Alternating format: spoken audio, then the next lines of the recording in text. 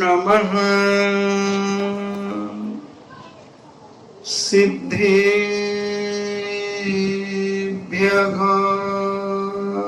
ओम नमः सिद्धेभ्यः। ओम नमः सिद्धेभ्यः। ओम नमः सिद्धेभ्यः। ओम नमः सिद्धेभ्यः।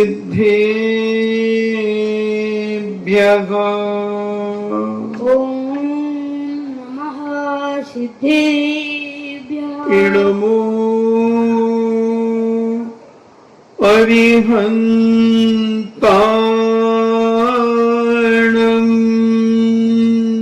नमो अरिहन्ताणम्। इडमो सिद्धाणम्।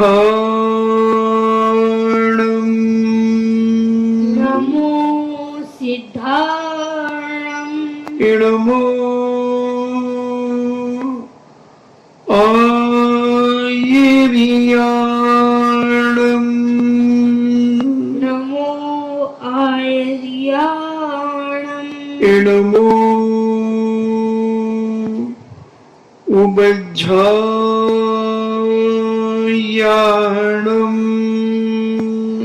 नमो वज्रयाणम्। इडमो लोये सब्बेसावूणम्।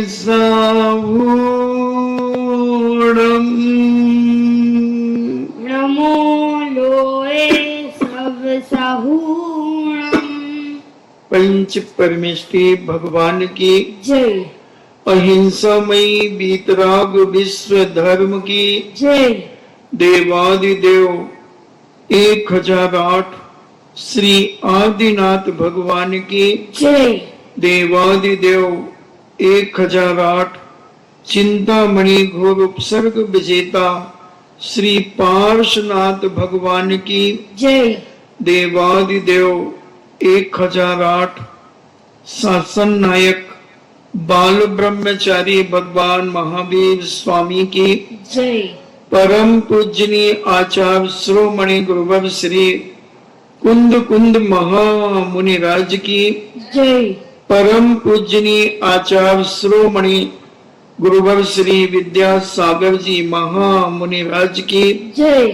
परम पूजनीय निर्यापक श्रमण मुनि श्री सुधा सागर जी महाराज की जय। परम पूजनीय 3,9 करोड़ महामुनि राजों की जय।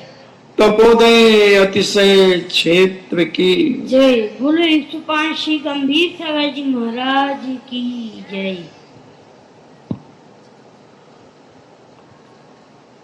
व्यक्ति का मोह जितना तीव्र होता है वह उतना ही राग रंग मोह में लिप्त होता चला जाता है। मगर जब किसी संत का निमित्त मिलता है तो वह श्रद्धा से उनके चरणों में जब जाता है तो संसार की असारता का भान भी उसे एहसास होता है और उसे लगता है कि वाकई में मुनिराज सत्य कह रहे हैं, क्योंकि इन्होंने भी अपनी भरी पूरी गृहस्थी छोड़कर और इस मोक्ष मार्ग पर ये आए हैं। जरूर इन्होंने कुछ अनुभव किया है, जरूर उन्होंने कुछ देखा है। अच्छा, व्यक्ति वही मार्ग पर चलता है जो मार्ग अच्छा होता है। कोई भी व्यक्ति बुरे मार्ग पर चलना ही नहीं चाहता, मगर चल जाता है। ये सब मोह के कारण वह चला जाता है और जब ठोकर खाता है तो वह लौट करके भी आ जाता है। अंजन चोर जैसे राजकुमार पद पर प्राप्त होने वाला वह ललितांग नाम का वह राजकुमार मगर कुछ गलत मार्ग पर चला गया और इतने गलत मार्ग में चला गया कि एक नहीं सातों विष्णु में पारंगत हो गया। उसके संगी साथी भी ऐसे मिलते गए जो सप्त विष्णु थे और इतने गाफिल हो गए कि पूरी जिंदगी की उम्र पाप में ही बिता दी, मोह में ही बिता दी। मगर नीति कहती है जब जागे तब सवेरा, जब जाग जाओ तभी सवेरा है, सवेरे का इंतजार मत करना। जब नींद खुल जाए उसी समय उठ करके बैठ जाओ। साधु संत यही करते हैं कि जब उनकी नींद खुल गई और देखा कि आंखों में भारीपन नहीं है, उठ के बैठ जाते। मैंने पूज्य आचार्य श्री को देखा कि जब भी उनकी नींद खुली वो उठ करके बैठ गए, फिर दोबारा सोए नहीं। भीषण गर्मी एक बार 1984 में पिसनहरी की मड़िया में भीषण गर्मी थी, जिसे तुम रोहिणी तपना कहते हो, और वहां तो पहाड़ी पहाड़ी है, गर्म लू उस पहाड़ी से टकरा करके ऐसी गर्मी आ रही थी, ऐसी गर्मी आ रही थी, चारों तरफ से गरम गरम हवा। और आचार्य श्री लेटे हुए थे। 10 बज गए थे। सबकी भैयावती करता हुआ सोचा कि एक बार आचार्य श्री को और देख लूं कि नींद आई कि नहीं आई। कुछ बार जाग रहे थे। मैंने सोचा ये तो रात भर जागते रहेंगे, सोएंगे नहीं, सोने ही नहीं देगी ये लू, क्या करना चाहिए। आधी बाल्टी पानी लाया चुपचाप और एक नैपकिन को गीला किया, थोड़ा सा निचोया और उनके पीठ के तरफ से धीरे धीरे हवा करने लगा। 10-5 मिनट में उनको नींद आ गई। मैं करता गया।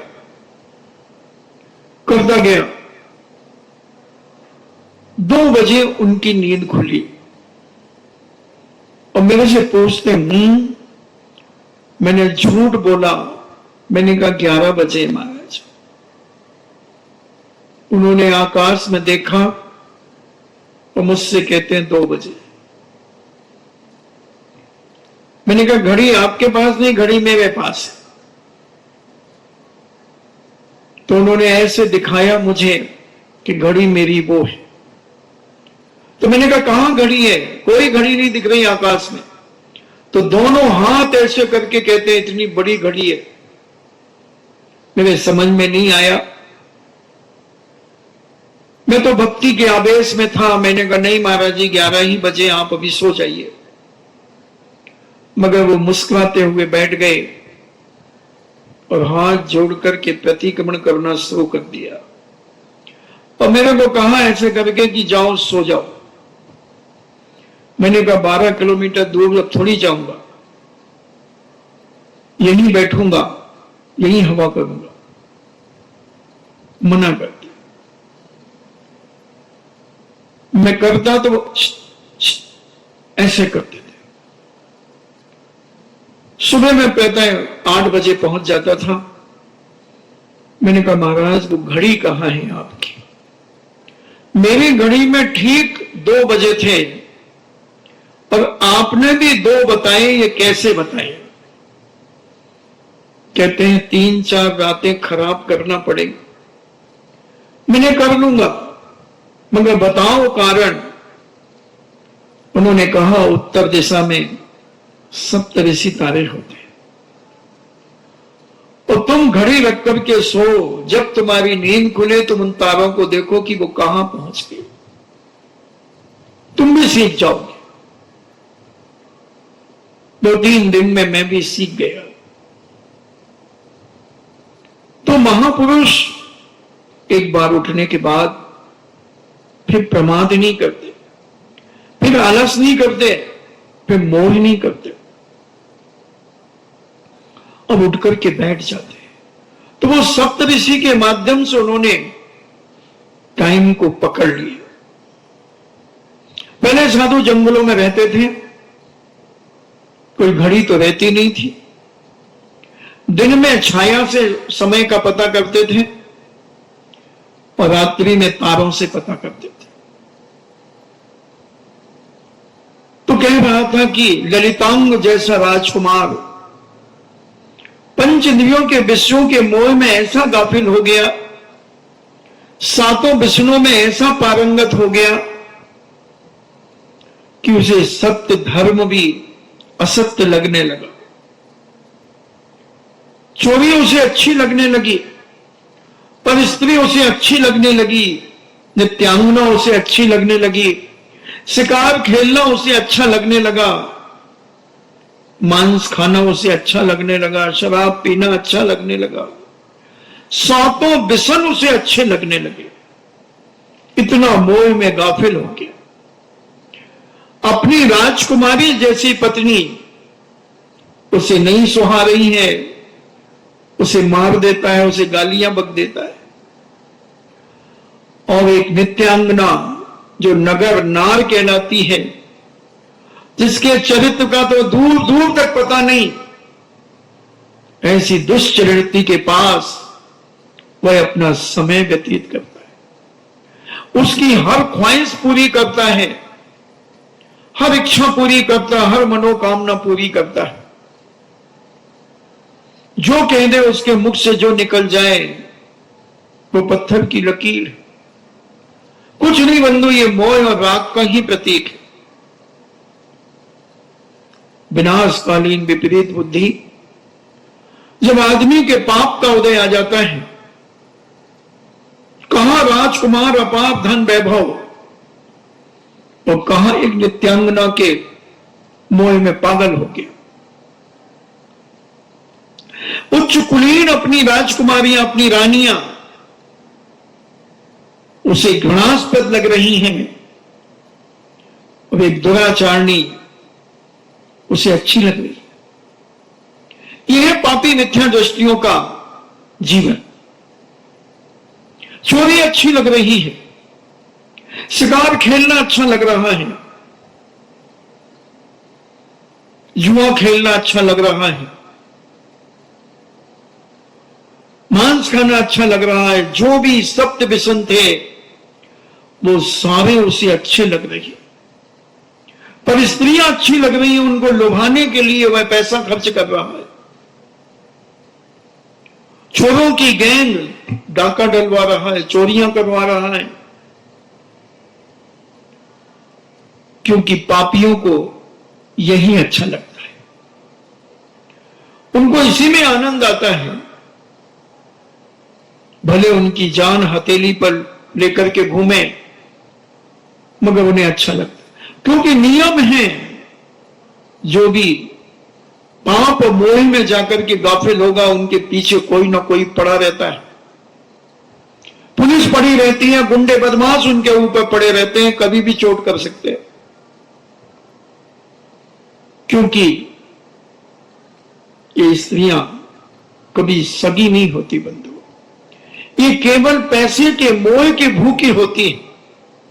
इनको टुकड़े डालते रहो, ये पूंछ हिलाती रही, और कितना भी दे दो कभी ये तृप्त नहीं होती, कभी तृप्त नहीं होती। तुम जब तक जिंदा रहोगे, जब तक तुम्हें चूसती रहेंगे। अंजन चोर की यही दशा थी। उन नित्यांगनाओं से, उन नाचने वालियों से वह ऐसा ही फंसा था। इतना मोह कि मोह की एक पराकाष्ठा होती है, मगर वो ऐसा गाफिल, उसने कह दिया कि जब तक उस सेठ की सेठानी की ग्रीवा का 9 लखा हार अगर मुझे प्राप्त नहीं हुआ तो तुम मुझे मरा हुआ देखना। अंजन चोर कहता, कौन सी बड़ी बात है, मेरे लिए तो ये बाएं हाथ का खेल है। और इतने पहरेदारों के बीच में भी वह उस सेठ के महल में घुस गया। देखना मोह कितनी ताकत दिलाता है, कितनी ताकत दिलाता है। और सेठानी के कमरे में पहुंच गया और उसके गले से हार खींच करके ले आया और राजमहल के बाहर भी निकल गया। मगर जब सेठानी की निद्रा टूटी, सेठानी चिल्लाई, चोर चोर चोर। सिपाही दौड़े, सिपाही दौड़े, कोतवाल दौड़ा। अब उसने कहा, मरना तो है ही, पुलिस की मार से मरूं या सामने देखता है कि एक दीपक जल रहा है, जैसे ये दीपक जल रहा है, और एक वृक्ष के ऊपर सोम शर्मा नाम का एक माली एक सीचे के ऊपर बैठा है 108 लड़ियां लगाकर, और नीचे बल्लम, भाले, तलवारें, महान पहने पहने शस्त्र लगे हुए। मगर वो नीचे देखता है तो उसे अपने शरीर का मोह जागृत हो जाता है और उस जिंदत्त सेठ की बात याद आती है कि तू एक एक लड़ी काटता जा, तुझे महामंत्र सिद्ध हो जाएगा। मगर जैसे नीचे देखता है तो उतर जाता है झूले से। अंजन चोर कहता, क्या कर रहे हो? बोले, नमो काय मंत्र की विद्या सिद्ध कर रहा हूं। कैसे करना पड़ती है? बोले, कुछ नहीं करना, नमो काय मंत्र बोलते जाओ और एक एक लड़ी काटते जाओ, और तुम्हारी आस्था, तुम्हारी श्रद्धा, तुम्हारे विश्वास अगर पक्का है तो तुम्हें विद्या सिद्ध हो जाएगी, और नहीं तो ये नीचे भाले, बल्लम, छुरी, तलवारें गड़ी हैं, ये तुम्हारे शरीर में घुस जाएंगे। मरता क्या नहीं करता, सोचता वहां पुलिस मारेगी, यहां मंत्र सिद्ध करते मरूंगा, और अगर मंत्र सिद्ध हो गया तो जीवन सफल हो गया। मोह कम हुआ, अब मरना तो निश्चित हो गया, मरने का मोह नहीं रहा। बस मरना तो है, पुलिस से मरूं, फांसी लग के मरूं, या इस मंत्र की सिद्धि करते हुए मरूं। आ गया परिणाम, हार तो फेंक दिया और पुलिस हार उठा करके भाग गई। और अंजन चोर कहता, नीचे उतर, मंत्र बोल। उसने कहा, नमो अरिहंताड़म, नमो सिद्धाणम, नमो आयरियाणम, नमो वज्रायाणम, नमो लोये सभ्य साहुड़म। जैन तो था, जैन तो था, माने घुटी में नमो काय मंत्र तो सिखाया ही होगा। मगर कहते हैं ऐसी तुकबंदी बन गई, आणम ताणम कछु न जानम सेठ बचत प्रमाणम। मगर मैंने कहीं नहीं पढ़ा यह दोहा, किसी ग्रंथ में नहीं लिखा, ये सब हमारे पूज्य मुनिवरों ने प्रवचनों के माध्यम से इसका प्रचार कर दिया। और वह बैठ गया और उसने एक साथ 108 लड़ियां पकड़ी और तलवार से एक साथ काट दी। अगर अपन लोग लोड़ी के अनुसार कह दे, आणम ताणम कछु न जानम सेठ बचत प्रमाणम, क्योंकि उस सोम शर्मा को सेठ ने मंत्र दिया था, जिनदत्त सेठ, और विधि उन्होंने बताई थी। अंजन चोर ने एक साथ 108 लड़ियां काटकर वो विद्या को सिद्ध कर लिया। विद्या सिद्ध हो गई, क्योंकि नीति है जो कम में सूरा वो धर्म में सूरा। जो पाप कर सकता है, जो कर्म में सूरवीर होता है, वह अगर सच्चे धर्म में अंदर से लग जाए तो वह बहुत बड़ा धर्मवीर हो जाता है। धर्मवीर अंदर से लगना चाहिए। किसी के दबाव और प्रभाव से कितने दिन लगा रहेगा, पाप तो नहीं छूटे। ऊपर से कितना भी धर्म कर ले, अगर जब तक अंदर से पाप के प्रति मोह भाव नहीं छूटेगा, तब तक वह धर्म भी उसकी पाप की नाली से बह रहा है। धर्म का पुण्य भी पाप की नाली से बह रहा है, उसके पाप में ही सहायक होगा, पाप में ही सहायक हो। और रंजन चोर उस विद्या से कहता है कि मुझे उन सेठ साहब के पास ले चलो जिसने ये मंत्र सोम शर्मा को दिया था। सेठ अकित्तम चैत्यालों की वंदना कर रहे थे। बड़े भक्ति भाव से उसने,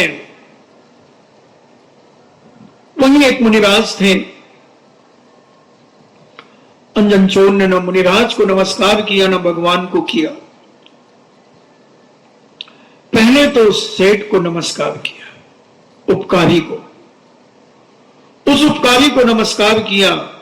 सेठ कहता अरे अनंत भगवान बैठे हैं, उनको करो पूज भीतरागी मुनिराज बैठे हैं। बोले नहीं, आपकी बताए हुए इस मंत्र की श्रद्धा से मैं यहां आया, और ये भगवान की भीतराग मुद्रा और ये मुनिराज को देखकर मेरा मोह ही गलित हो गया है, मेरे पाप से घृणा हो गई है। क्या मैं भी इनके जैसे बन सकता हूं? हां हां, क्यों नहीं। मोह गलित होने लगा, मोह गल गया, और रंजन चोर दिगंबरी दीक्षा धारण कर गया और संस्कार कर रहे हैं। मुनिराज सोच रहे हैं इसको मुनि दीक्षा तो दे दो, फिर इसे समझाऊंगा कि देख भाई अब चोरी मत करना, अब कोई ऐसा पाप मत करना, सब त्याग कराऊंगा। गुरु महाराज तो विचार मग्न है कि क्या क्या इसे त्याग कराना, क्या क्या उपदेश देना है। और रंजन छोर तो ऐसा बैठा कि 5000 धनुष ऊपर चला गया। गुरु गुण रह गए और चेला शक्कर हो गया। कुछ नहीं बंधो, परिणामों का खेल है, परिणामों का खेल है। मोक्ष मार्ग में, जैन दर्शन में कुछ भी नहीं है, बस अपने परिणामों को बदलना है, अपने आप के मोह को कम करके धीरे धीरे खत्म करना है, धीरे धीरे खत्म करना है। और जिसने इस मोह को जीत लिया, उसने सारी दुनिया को अपनी मुट्ठी में बांध लिया। फिर वो दुनिया की मुट्ठी में नहीं है, दुनिया उसकी मुट्ठी में। और वह अंजन चोर केवल ज्ञान प्राप्त करके मोक्ष को प्राप्त हो गया। जन्म जन्म का पापी होगा, मगर जन्म जन्म का पुण्यात्मा भी होगा। कि राजा के घर में राजकुमार हुआ, ललितांग नाम का राजकुमार, मगर वो तो अंजन गुटका लगा करके चोरी करता था, इसलिए उसका नाम, क्योंकि वो किसी को नहीं दिखता था और सब उसे दिखते थे। ऐसे गुटके बनाए जाते हैं, ऐसे अंजन बनाए जाते हैं, ऐसे लेप बना करके पैरों में लगाकर और चोरियां कर लेते हैं। कोई उन्हें पकड़ नहीं पाता, कोई पकड़ नहीं पाता। मोही रागी जब भीतरागता की ओर उतर जाता है तो सारा मोह एक क्षण में ऐसे खत्म हो जाता है जैसे गर्म तवे के ऊपर डाली हुई पानी की बूंद 1 मिनट में छन्न बोल करके खत्म हो जाती।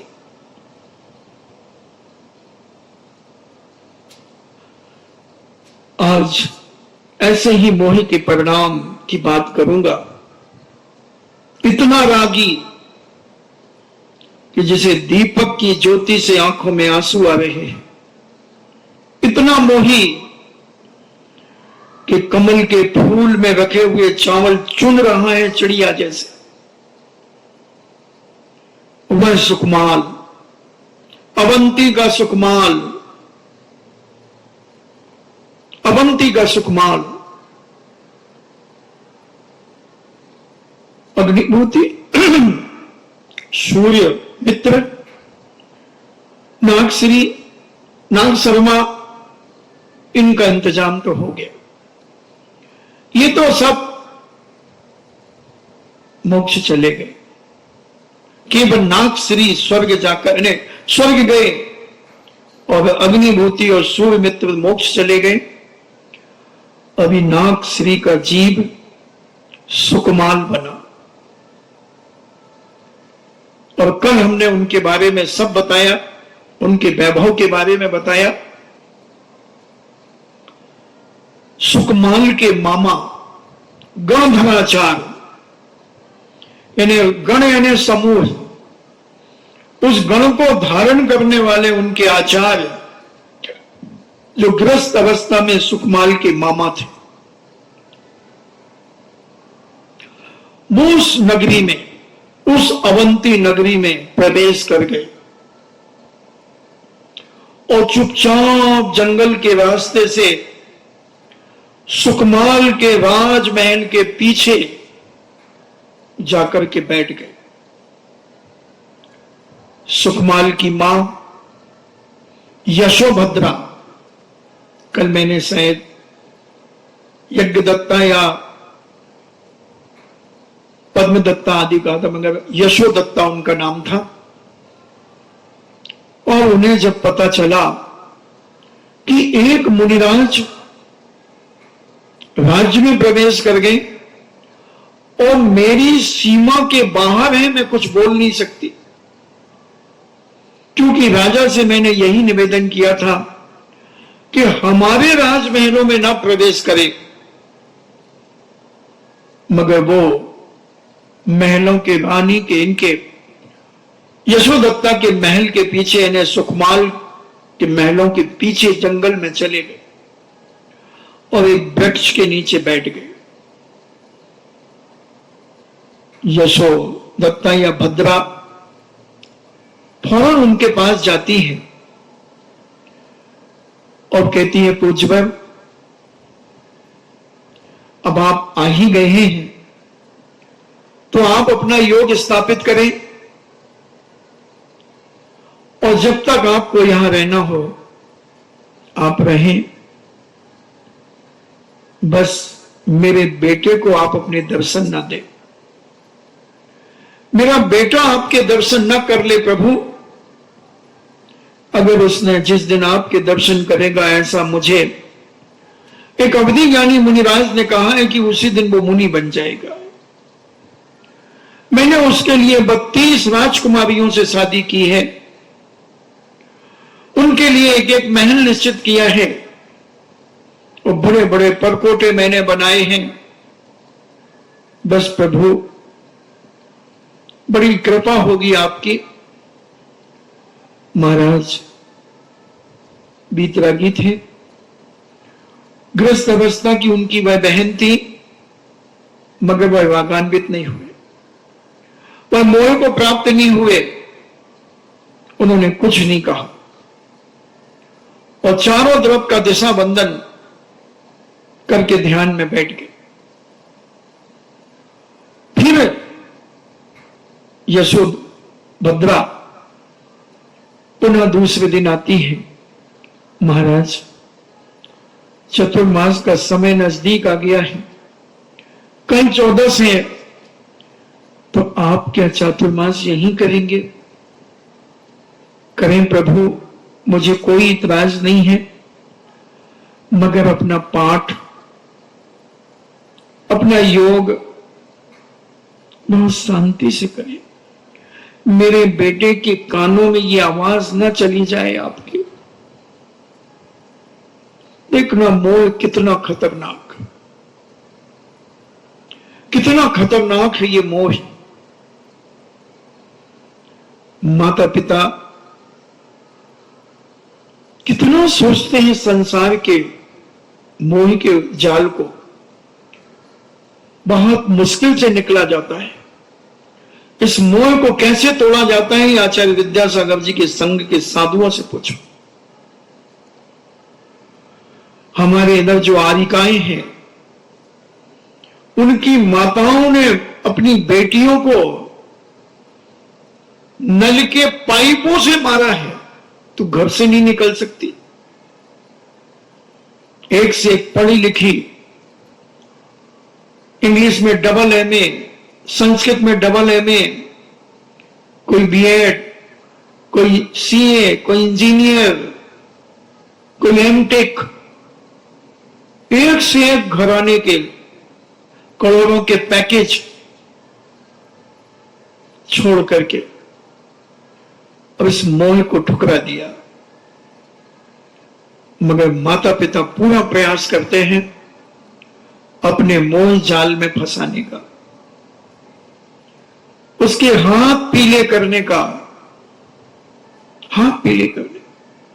अभी हमारे वीर सागर जी महाराज का 1.25 करोड़ का पैकेज था, छोड़ करके आ गए। इन्हें लगभग 15-18 साल पहले की बात बता रहा हूं, 1.25 करोड़ का पैकेज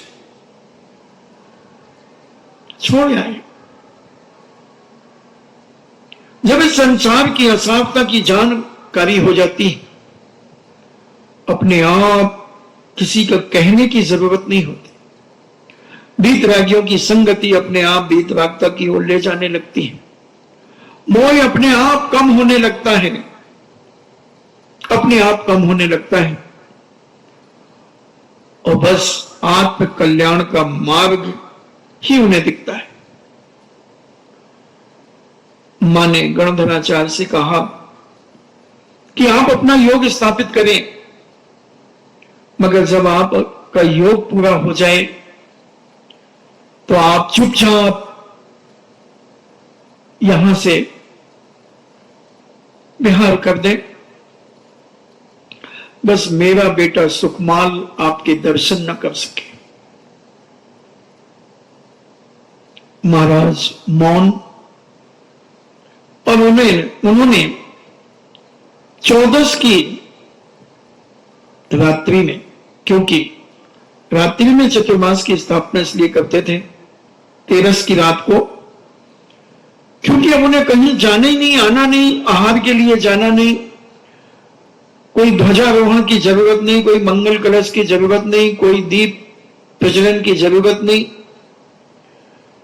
ये तो सब क्यों किए जाते हैं? ये सब आप लोगों की व्यवस्था के लिए, दीप प्रज्वलन, ध्वजदंड, मंगल कलश, क्योंकि ये खर्च किसके काम आता है? ये भक्ति कलश का पैसा किसके काम आ रहा है? हमारे, क्या आप सबके? तो पहले कोई जरूरत नहीं थी, रात्रि में 13 की रात को बैठ जाते थे अपनी भक्तियां पढ़ के, योग करके, और कार्तिक कृष्ण अमावस्या तक आवागमन सब चीजों का त्याग कर देते थे। कोई मतलब ही नहीं, जंगल में चतुर्मास करते थे। कई लोग प्रश्न करते हैं कि महाराज पहले रात्रि में चतुर्मास होते थे, आप लोग क्यों नहीं करते? आपको भी रात्रि में करना चाहिए। तो रात्रि में तब करें जब कोई का आना जाना ना हो, हमारे पास इतनी शक्ति हो कि मैं नाहार चर्या को उठना पड़े, इतनी शक्ति ब्रज बिशप नाराज सैनन हो कि हम वृक्ष के नीचे बैठ करके चातुर्मास कर ले। पंचम काल के हीन सैनन के कारण समाज के बीच में चातुर्मास करना पड़ता है। जब समाज के बीच में करेंगे तो दिन में ही स्थापना करेंगे, तो मंगल कलश भी बैठेगा, ध्वजा भी फहरेगी, दीप प्रज्वलन भी होगा, सब कुछ होगा। ये सब व्यवहारिकताएं हैं। आचार्य महाराज भी शायद 80 के पहले पहले तक उन्होंने भी मंगल कलश आदि की स्थापना नहीं की, मगर जब समाज ज्यादा आने जाने लगी तो फिर आचार्य जी ने इसको चालू किया। और अच्छा भी होता है, लोगों का थोड़ा सा धन से मोह कम होता है। इसी बहाने थोड़ा सा दान पुण्य करने का मौका उन्हें मिल जाता है। अगर ये मंगल कलश चतुर्मास की स्थापनाओं के ना हो, ध्वजारोहण ना हो, कोई भी कार्यक्रम ना हो, तो आप दान किस में निकालोगे? क्या करोगे? इतना अपार पैसा बढ़ता जा रहा है, क्या करोगे इसको? इसी बहाने सदकार्यों में तुम्हारा पैसा लग जाता है और आगे का भविष्य और उज्जवल हो जाता है। अभी करोड़पति हो तो अगले जन्म में अरबपति बनोगे, और अभी अरबपति हो तो खरबपति बनोगे। ये सब दान की ही महिमा है, संयम की ही महिमा है, व्रत उपवास पूजन की ही महिमा है। एक भी ग्रंथ ऐसा नहीं मिला मुझे कि इनके अलावा कोई उपदेश देने की बात किसी आचार्यों ने कही हो। देव पूजा गुरु उपासना स्वाध्याय संयम तपा दानम चेति ग्रस्तानाम षड्कर्माणि दिने दिने, ये 6 आवश्यक प्रत्येक श्रावक प्रतिदिन अंदर भाव से करे और अपनी शक्ति को न छुपाते हुए दान करे। आगे भविष्य में दिन दूना रात चौगुना बढ़ता चला जाएगा।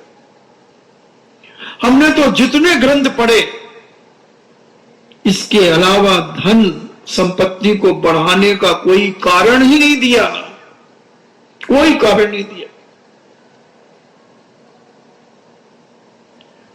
और वह मां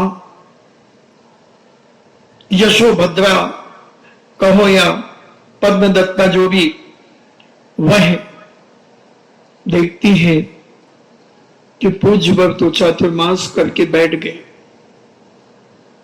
चातुर्मास करके बैठ गए। विचार करती है कि हे भगवान, कहीं सुकुमार इन्हें ना देख ले, सुकुमार ना देख ले। माला फेर रही है, भगवान का नाम ले रही है कि मेरा बेटा इन गणधराचार्य के दर्शन न कर ले, क्योंकि गणधराचार्य के दर्शन करेगा तो नियम से यह मुनि बनेगा। मैं क्या करूंगी अकेली, क्या करूंगी अपने जीवन में? या पार वैभव अरबों खरबों की संपत्ति, क्या करूंगी?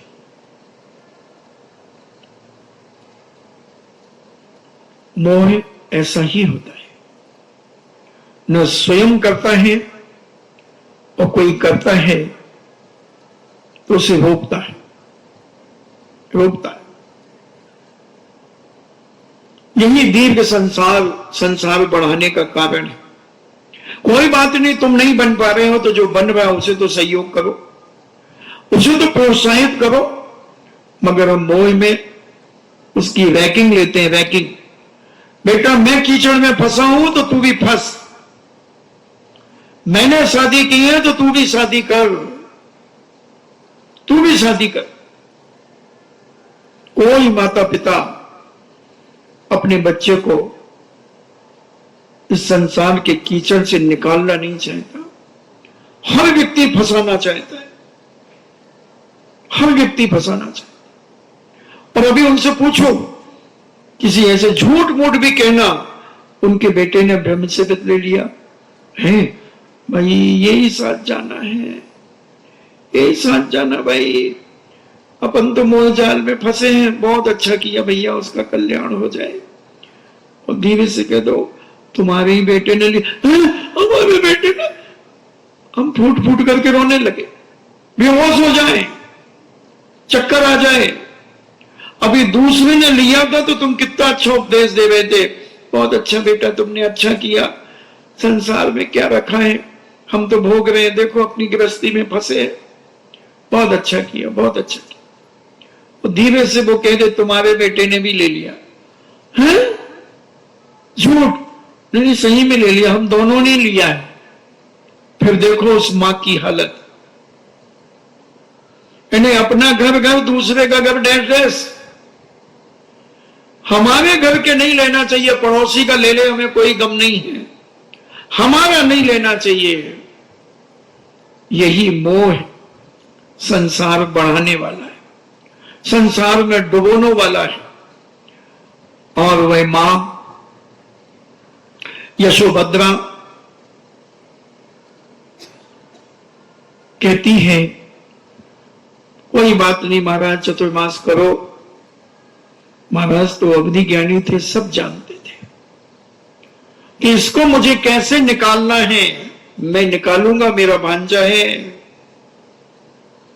मैं मामा था इसका, मैं इसे मार्ग पर लगाऊंगा। और मां चली गई, 4 महीने के लिए निश्चिंत हो गई। और पूज्य महाराज ने दीपावली कार्तिक कृष्ण अमावस्या को चातुर्मास का निष्ठापन करके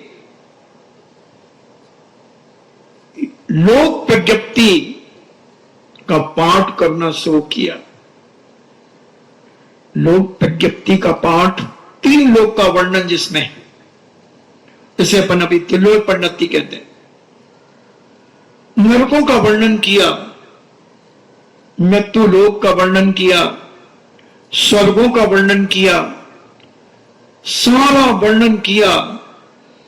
और वह छत के ऊपर बैठा था सुखमाल, उसके कानों में वह 3 लोक के वर्णन की बात प्रवेश कर गई। अच्युत स्वर्ग की बात जब उन्होंने की, क्योंकि वो अच्युत स्वर्ग से उतर के आया था, एकदम उसे जाति स्मरण हो गया कि मेरी इतनी देवियां थी, एक एक देवी 16-16 हजार अपनी बिक्रियां करती थी। और अच्युत स्वर्ग की देवी तो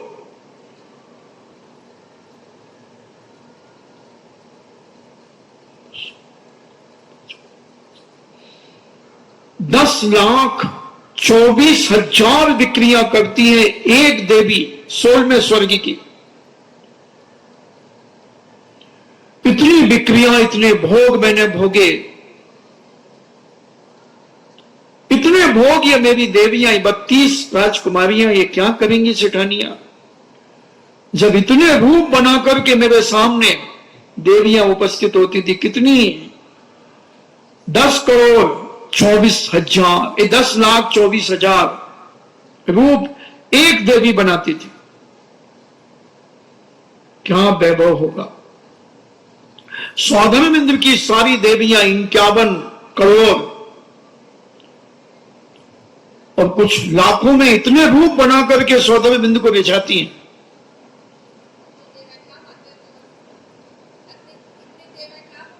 और बड़े बड़े विशाल विमान होते हैं उनके, बहुत बड़े बड़े, तुम्हारे राजस्थान से बड़े बड़े विमान। मैं बताऊंगा विमानों की संख्या अभी 4थे अध्याय में तत्वाव सूत्र में आएगी। और नहीं तो मैं बताऊंगा कि एक एक विमान, ये तुम जो तारा दिख रहा तुम्हें जुगनू सा, ये 250 मील का व्यास है इस तारे का, सबसे छोटे तारे का। हाँ, तो जगह है ना आकाश में, तो पूरा आकाश भरा पड़ा। इतने बड़े बड़े इनके विमान, और उसमें असंख्यात देवी देवता होते। तुम्हारे पंडाल में कितने लोग आ जाएंगे। ये पंडाल तो वहां कुछ भी नहीं है, तो वो तो बिक्रियां बनाते हैं, खुले में बिक्रियां बना लेते हैं, आकाश में बना लेते हैं, घूमते रहते हैं, बड़े बड़े बगीचों में चले जाते हैं, जंगलों में चले जाते हैं, एक साथ भी फैल जाते हैं। वो तो जैसे उनकी मर्जी, वो तो चाहे तो उन्हें जगह ही नहीं लगेगी, नाचती रहेंगी ऊपर आकाशों में, बिछाती रहेंगी। मेरे तो गिरधर गोपाल दूसरो न कोई, जाके सिर मोर मुकट मोरो पति सोई, छाण दली कुल की कहानी क्या करेगा कोई, संतन डिग बैठ बैठ लोक लाज खोई। अबे स्वर्गों का वैभव ही अलग है। वो सारा का सारा वैभव सुकमाल को याद आ गया कि अच्युत स्वर्ग में मैं क्या क्या करता था, कैसे करता था। धिक्कार है, ऐसा मोह धिक्कार है। 2 जगह उदाहरण मिलते हैं कि उन्होंने अपनी सेठानियों की साड़ियां बांध करके और दीवार से बांध बांध करके नीचे उतर गए। ये तो मुझे भजनों में मिला होगा, मगर मूल कथा में ये नहीं है। मूल कथा में जब उन्होंने लोक का वर्णन, लोक प्रज्ञप्ति को जब सुना, तो चुपचाप घर से निकल गए, पांव छिल गए, खून बहने लगा पैरों से, और उस जंगल में चले गए। अबे जिसको सरसों का दाना चुभता था, मखमल के रेशे का कंबल जिसे चुभता था, उसे ये कंकड़ कैसे चुभेंगे? कितना कोमल जिसे दीपक की आरती आंसू लाती थी, बिना कमल के फूल में पके हुए चावल गले में ऐसे फंसते थे जैसे कोई फांस फंस गई। इतना कोमल शरीर, मगर जब मोह इससे कम हुआ, संसार की असारता का जब भान हुआ, तो वो सुकमाल चल पड़े गणधराचार्य के चरणों में। वो गणधराचार्य ने कहा, हे बब्ब पुंडरीक सुकमाल, तेरे जीवन के बस अब 3 दिन शेष हैं। अब तेरे मरने का समय आ गया है। तूने जिंदगी में बहुत राग मोह किया है, अपनी सेठानियों के राग रंग में तू इतना मस्त रहा, तुझे पता ही नहीं चला कि मेरी जिंदगी 3 दिन की बची है। अब सोच तुझे क्या करना है, उसी राग रंग में सड़ करके मरना है, उसी राग रंग में सड़ करके मरना है, या कुछ करके मरना है, कुछ नाम रोशन करके मरना है। आत्मा को परमात्मा बनाने का रास्ता चुनो बेटा। कुछ नहीं रखा है तुमने, जी भर के जिंदगी भर तो भोग भोगे। ये भोग आग के समान है, जितने तुम इनको भोगोगे उतनी ही और चलोगे, उतनी ही वासना बढ़ेगी, उतना ही कामीपना बढ़ेगा।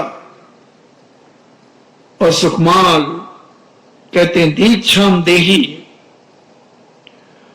और केसुंज कर डाले सारे के सारे, संस्कारित कर दिया तुझभर ने, और वहां से बिहार कर दिया, बिहार कर दिया, जंगल की ओर, घनघोर जंगल की ओर बिहार कर दिया। खून के धब्बे रास्ते में पड़ते जा रहे थे, पैर फट गए थे, सिर से खून बह रहा था केस लॉन्च करने के कारण, फव्वारे छूटे हैं खून के, शरीर खून से लथपथ है। जो राग और मोह में ऐसा गाफिल था, वो वैराग में ऐसा बढ़ा। और अब ध्यान करो, वो भाभी जिसको लात मारी थी, वायुभूति ने जिसे लात मारी थी, देवर ने भाभी को लात मारी थी, वो भाभी अनेक दुर्गतियों में मरते मरते, अनेक कुयोनियों में सड़ते सड़ते, अनेक अनेक निकृष्ट योनियों में जन्म लेकर उसी जंगल में श्यालिनी होती है, श्यालिनी होती, और 3 उसके बच्चे होते। घूमती फिर रही थी, रास्ते में खून के थक्के उनको चाटती चाटती जहां सुकमाल मुनि पर्वत के ऊपर बैठे थे वहां पहुंच गई। और एकदम उन्हें देख करके उसे क्रोध आ गया, ये वही है जिसने मुझे लात मारी थी। देखना, सागरों पर्यंत के बाद ये याद आ गया, इसलिए मैं कहता हूं ये कसाएं जितनी जल्दी से जल्दी निपटा सको निपटा दो। ये राग, ये द्वेष निपटा दो बंधुओं, नहीं तो ये भगवान तक नहीं छोड़ेंगे तुम्हें। सगी भाभी वायुभूति की, वायुभूति ने तो अपना मार्ग चुन लिया, वो भी दुर्गतियों में जाते जाते गधा बना, जंगली सूकरी बनी, कुकरी बनी, अंधी दुर्गंधा बनी, फिर नागश्री बनी, और नागश्री से आरिका बनी, और आरिका बन करके वो भी अच्युत स्वर्ग में जन्म लिया, और अभी अच्युत स्वर्ग में है।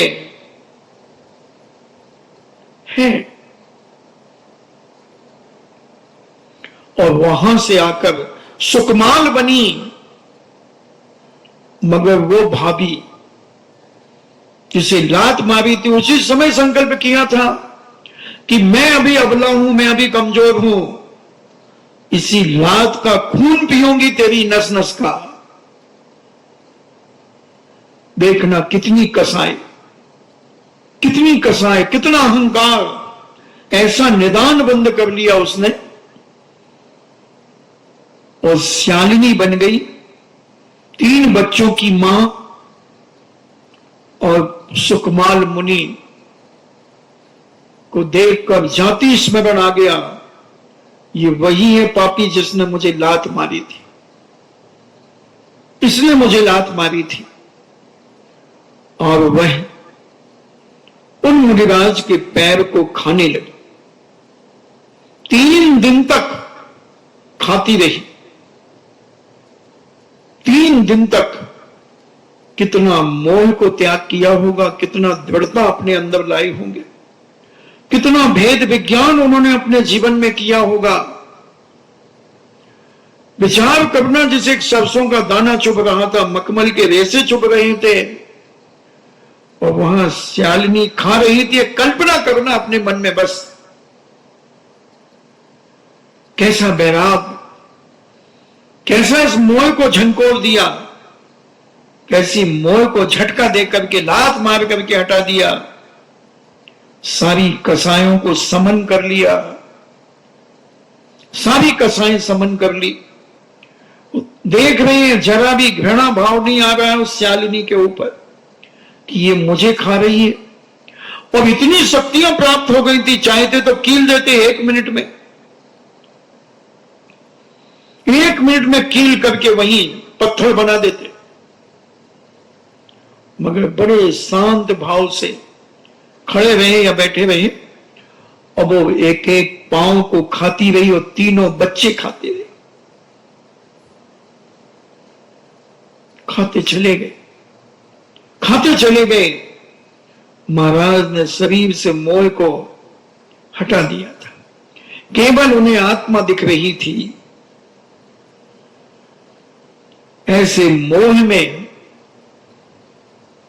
छुटकारा पाने के लिए उन्होंने कहा, यही मार्ग है और यही पाप को काटने का रास्ता है।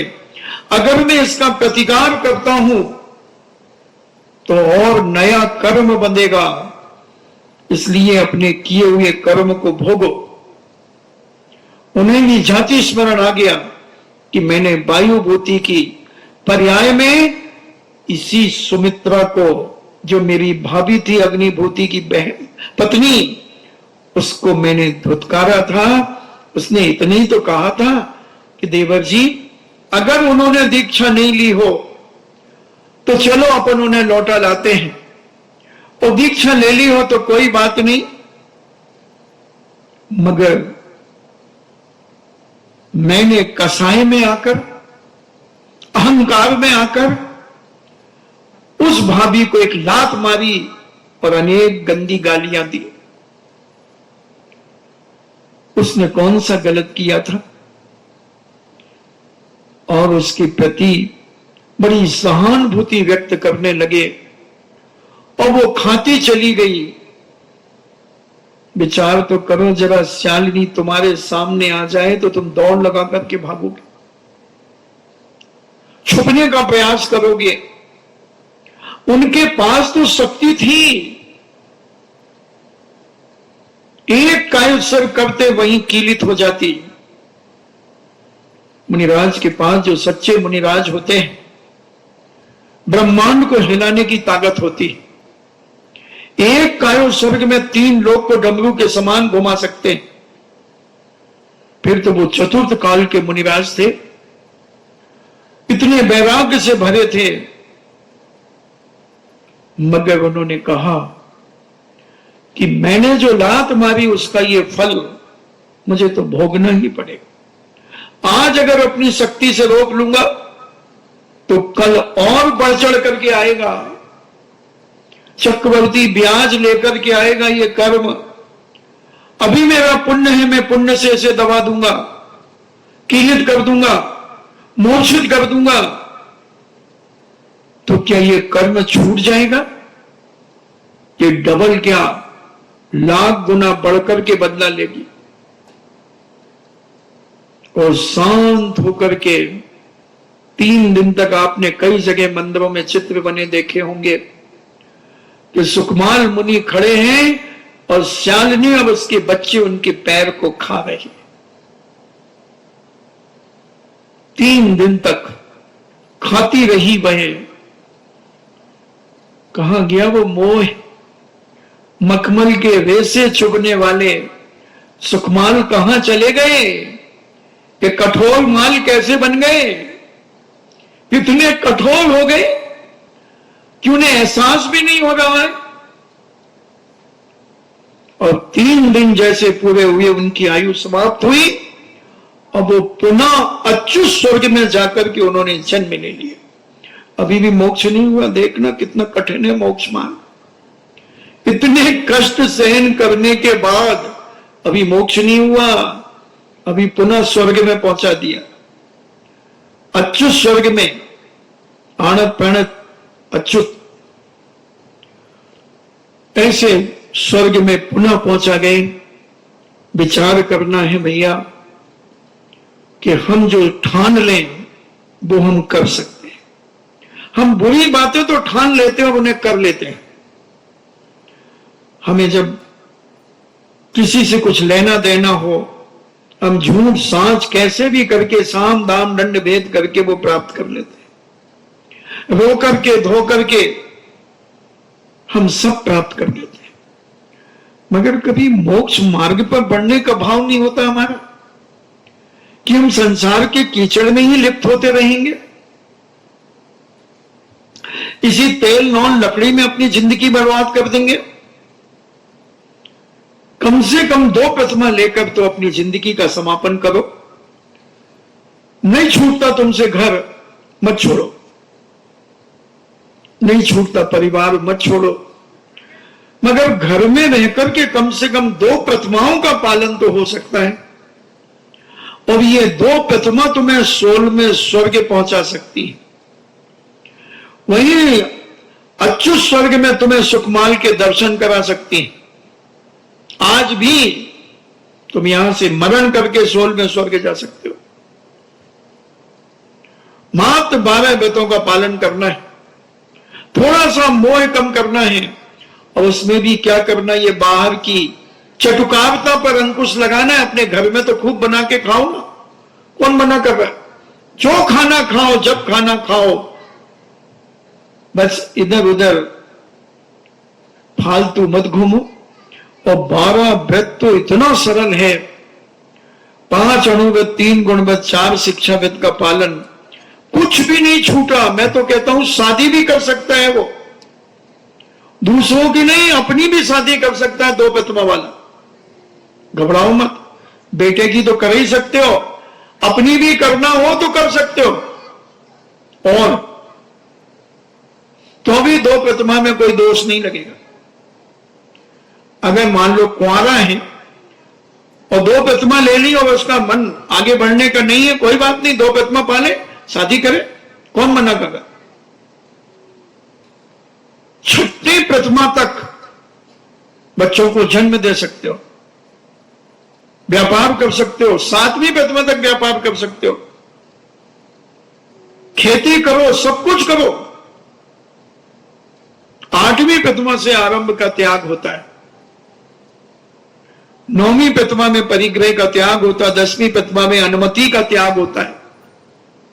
और 11वीं प्रतिमा उद्दिष्ट त्याग होती है। कोई बात नहीं, तुम तो 2 लेकर के मरो, केवल 2 लेकर के मरो और तुम्हें सुकमाल मिल जाएंगे। सुखमाल मुनि मिल जाएंगे वहां पर, कुंद कुंद स्वामी मिलेंगे वहां पर, और नहीं तो फिर यहां तो मिल ही रहे रागी द्वेषी लड़ाकू विमान जिन्हें कारगिल भेजना चाहिए, वो मिल रहे हैं जिन्हें चीन की बॉर्डर पर भेजना चाहिए। ऐसे उलझ उलझ करके लड़ मर करके जिंदगी खत्म कर दोगे और इस 84 लाख योनियों में घूम घूम कर जीवन के अंत करोगे, फिर मरोगे, फिर जियोगे, फिर नरकों में जाओगे, फिर स्वर्गों में जाओगे, यही करते रहोगे भैया। इसलिए थोड़ा सा मोह कम करो। मैंने एक सुकमाल की कथा लगभग 1 हफ्ते में तुम्हें सुनाई।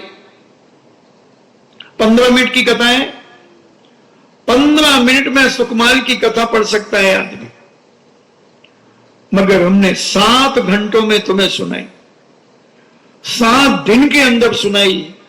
मेरा कथा सुनाना मकसद नहीं होता है, उस कथा के साथ तुम्हें संसार की असारता का भान कराना होता, ये पाप कर्मों के फल बताना होता है कि इनके फल क्या होंगे अगर तुम ऐसे ही मोह में लिप्त रहे, गाफिल रहे भैया, तो कभी तुम अपने जीवन का कल्याण नहीं कर सकोगे।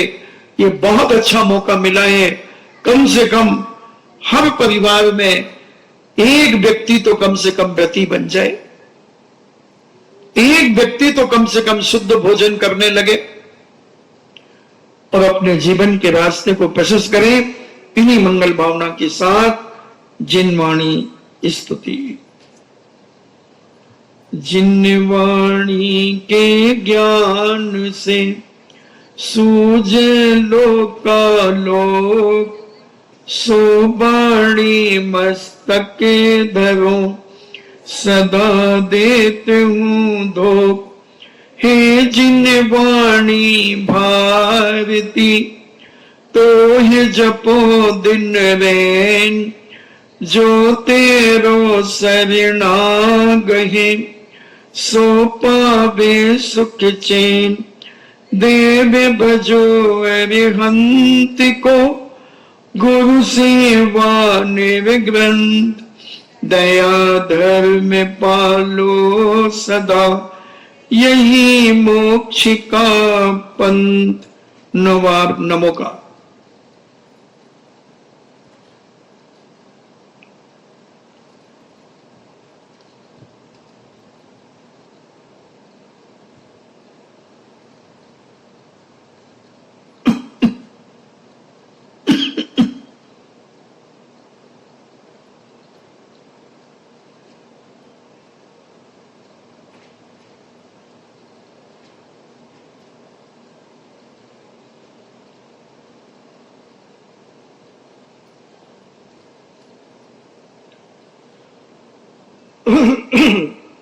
परम पूजनी द्वादशांग जिनवाणी माता की सुत देवता सुत देवता सुत देवता जैनम जेतु शासनम जैनम जेतु शासनम जैनम जेतु शासनम।